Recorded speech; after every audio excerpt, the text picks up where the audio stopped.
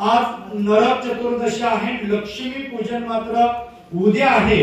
कारण उद्या अमावस्या 4 वाजून काहीतरी 25 का 30 मिनिटांना संपते आणि प्रदोष काळाचा होरा हा 4 नंतर चालू होतो, लक्षात ठेवा।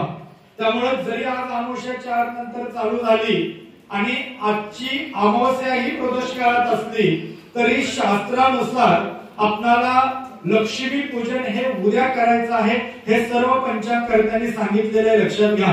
त्यामुळे लक्ष्मी पूजनाची पूजा आहे ती उद्या संध्याकाळी 5:30 ते 8 हा शुभ मुहूर्त लक्ष्मी पूजनाचा असणार आहे।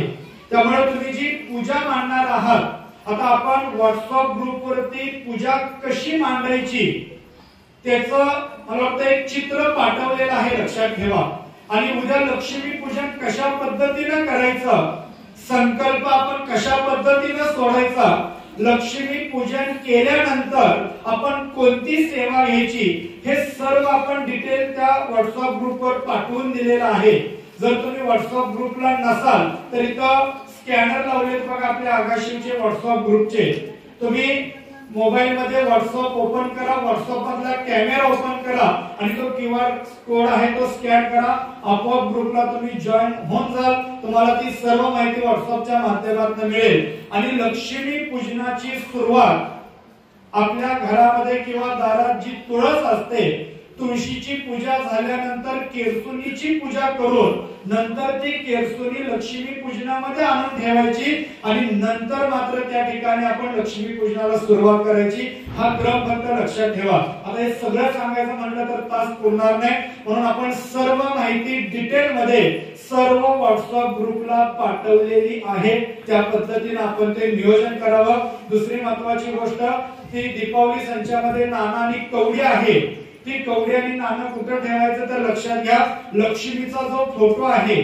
आता लक्ष्मी पूजनामध्ये मांडण्यासाठी तुमच्याकडे लक्ष्मी विष्णू आणि लक्ष्मीचा फोटो नसेल तर आपण इथे उपलब्ध केलेले लक्षात ठेवा। तुम्ही ते जाताना घेऊन जा आणि त्या पद्धतीने मांडणी करून लक्ष्मीच्या समोर आपण ते नाणं आणि कवडी ठेवावी, त्यांची पूजा करावी। दुसऱ्या दिवशी लाल किंवा पिवळ्या वस्त्रामध्ये बांधून आपण तिजोरीमध्ये जिथे पैसे ठेवतो किंवा आपला व्यवसाय असेल, व्यवसायाच्या ठिकाणी आपण त्या ठिकाणी म्हणजे ते नाणं आणि कवडी ठेवू शकतो।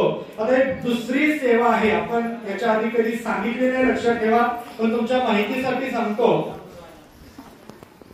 कर्जमुक्ती संचाची तर सेवा आपण सांगितलेलीच आहे। आता कर्जमुक्ती म्हणजे नेमकं समजून घ्या, ही सेवा इच्छापूर्ती सेवा आहे। म्हणजे बाबा एखाद्याला नोकरी लागत नसेल तर संकल्प करून नोकरी प्राप्तीसाठी ती सेवा करू शकतो, किंवा भरपूर कर्ज आहे ते फिटण्यासाठी मार्ग सापडत नाही त्यासाठी आपण ही कर्जमुक्ती संचाची सेवा करू शकतो। व्यवसायामध्ये भरभराट व्हावी त्यासाठी आपण सेवा करू शकतो, आर्थिकचे मार्ग मिळावे त्यासाठी ही सेवा करू शकतो आणि वर्षातनं लक्ष्मी पूजना दिवशीच ही सेवा केलेलं पुण्य हे आपल्याला जास्त मिळत असतं, लक्षात घ्या।